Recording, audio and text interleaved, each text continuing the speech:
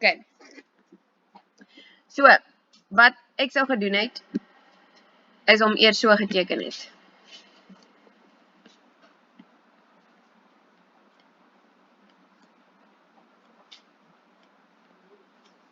Okay, nou het ons 3, 4, 5, 6, oei, 7, 8, 9, 10, 11, 12. Okay, dat ek mos al my elektrone ingeteken. Do you guys agree? I've drawn in all my electrons. I'm following the steps from E now. So by E het hulle mos gesê jy begin deur die elektrone in die middel by te sit. En dan gaan teken jy die oorige elektrone in op die terminale atome. Okay, stel net gou weer om seker te maak 3, 4, 5, 6, 7, 8, 9, 10, 11, 12 elektronpare. Met ander woorde al 24 is daar. But now if we go and look at nitrogen, you guys see he's not following the octet rule. Okay. Nou by die vorige is toe ons daai met die koolstofdioksied gedoen het, toe het ons net gesê, okay, ek vat een van jou af en skuif in en ek vat een van jou af en ek skuif in en almal is dan happy. But now, how do we determine where that electron pair is going to shift in? Will it shift in from this one, or will it shift in from this one, or will it shift in from this one? And that's where the resonance structures comes in. It doesn't pick a favorite. It goes all three ways. So, vir 'n rukkie gaan hier 'n dubbelbinding wees. And then that electron pair is going to shift. And that's going to be a double bond. And then the electron pair is going to shift. And that's going to be a double bond. But you guys can go and check in each of those three resonance structures, this oxygen, this oxygen, this oxygen, and the nitrogen is always following the octet rule. Hy kry net sy addisionele paar elke keer op 'n ander plek. Oei, vee uit. Vee uit. Hy wil nie.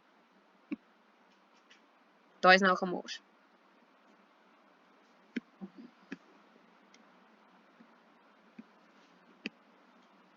Wat gaan hier aan? Yes, boys. Okay, erase all ink on slide.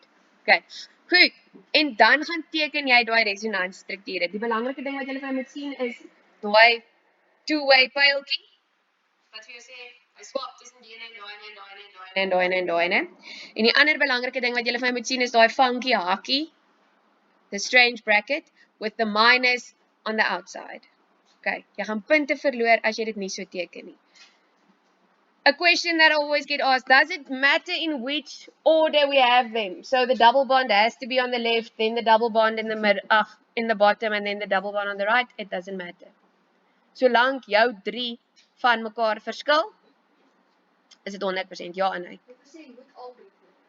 Hulle gaan vir jou dalk vra, teken 'n resonantsiestruktuur van, en dan gee hulle dalk vir jou hierdie ene. Byvoorbeeld. Nee? Dan gaan teken jy hom oor met een van die ander twee by. Nee. Solank die ene wat jy teken, watter een van ons waardes het nou weer op die grond geval? Omgee is nog daar, respek is nog daar, diligence, afbrode. Nee, joke. Okay.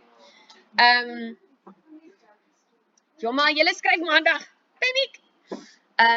Solank die een wat jy teken net nie sy dubbelbinding op dieselfde plek het nie. Hy moet hom dan of onder of regs hê. Okay. As hulle vir jou vra, teken al die resonantsiestrukture van 'n nitraat-ioon, dan moet jy al 3 gaan teken. Okay. Goed.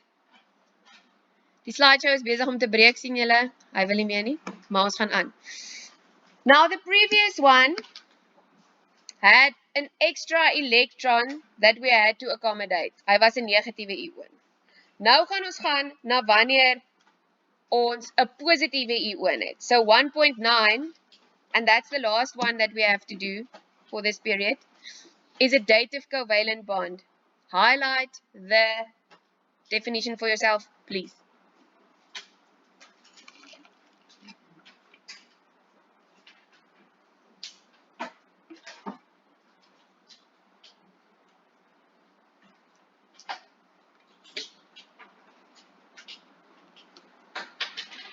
Okay, En ek gaan deur al twee saam met julle gaan, dat julle kan sien. Okay. An atom with an empty orbital. Met ander woorde, een van sy orbitale het geen elektrone in nie. Can share a lone pair with another atom. En julle gaan sien, die atoom waarmee ons werk, wat 'n leë orbitaal het, in julle geval gaan waterstof wees. Eintlik spesifiek 'n waterstof-ion, as in H+. Because remember, hydrogen, like the hydrogen atom, has 1 electron. So hoeveel elektrone het 'n H+-ion? Nee? Hy het net een gehad, toe was hy neutraal. Nou het hy 'n H+-ion gevorm. So wat het gebeur? Hy het die enetjie wat hy het verloor. Okay. So do you guys see in both of those examples, bottom of page 19, we're working with a hydrogen ion. So in that case, the hydrogen ion is the atom described first. Daai ene. Hy is die atoom met die leë orbitaal. Okay? And he can share a lone pair with another atom. Nou gaan julle sien by die ammoniak, gaan hy daai alleenpaar vat en dan by die water kan hy een van twee vat. Maar dit maak nie saak, ons gaan nou daarna kyk. Okay. So, what happens is, jy sal die Lewis struktuur vir albei van daai kan teken. Gits. Okay. The Lewis structure for both of those are relatively easy. I'm quickly going to draw this one for you guys. Oh, yeah. How many valence electrons does nitrogen have? Ja. En stem julle saam, elke waterstof sit 1 by, né? Each of the hydrogens contributes 1, so we have 5, 6, 7, 8. So I'm going to draw there, there, there. En jy kan gaan tel, die stikstof het nou 8 rondom hom en elke waterstof het 2, so hulle is happy. Okay. Now, this is an atomic bond, a shared electron pair. This is a shared electron pair and this is a shared electron pair. En onthou julle, ek het gister vir julle gesê, wanneer hulle nie gedeel word nie, noem ons dit 'n alleenpaar. This, don't want to do it in purple. This is a lone pair. Okay. Hierdie ene is heeltemal leeg, completely empty. So what happens is that nitrogen says, well, since you don't have anything and I've got 2, I'll share my 2 with you. So hy dra sy 2 elektrone oor en dan deel hulle dit. Dis nog steeds 'n kovalente binding want dit is gedeelde elektrone. Okay? Maar wat het nou gebeur? Hierdie ding kom in met 'n 1+ lading en hierdie ene kom in met 'n 0 lading. Right? They enter the arena, one with a positive charge and one with a 0 or neutral charge. So in other words, the product has to be positive. Okay. Selfe storie. Kyk mooi vir my. Jy teken daai H+ when you go and practice these, and I am going to give you exactly these to practice, and I don't mind if you page back and copy it, want jy moet dit oefen. Okay? Jy gaan teken hom, dan teken jy vir my 'n pyltjie wat van die alleenpaar na die H+-ion toe gaan. Okay? That's the left-hand side. Then this one doesn't have a two-way arrow. Remember the resonance structures has a two-way arrow? But you still have this bracket, en ons gebruik altyd daai hakkie om 'n ion voor te stel, met die plussie wat buite is. Verstaan julle almal hoekom hy 'n positiewe lading het? As jy gaan uitwerk hoeveel elektrone daar moet wees, vir dit om 0 te wees, gaan hy eintlik 1 te min elektron hê. So dan het die netto produk ook 1 te min elektron. Okay. For the hydrogen, it works pretty much the same. Daar teken ek weer, hierso het ek my H+-ion, and he has no electrons. In other words, that 1s orbital is completely vacant. Water kan julle nou al mooi teken, so hierdie alleenpaar gaan so gaan. There. And then because this one started with a positive charge, sorry, and this one started with a neutral charge, my product has a positive charge, like that. Okay. Graad 11's, tussen my en julle, hierdie kan maklik 4 of 5 punte tel, 'n resonansstruktuur en 'n datief kovalente binding. They're probably not going to ask you both, they're going to ask you one of them, but is peanuts punte, okay? Gaan maak seker julle leer hulle mooi hard. Any questions up to there? You guys will see in exercise 1 that you guys had for homework. Some of them had for homework.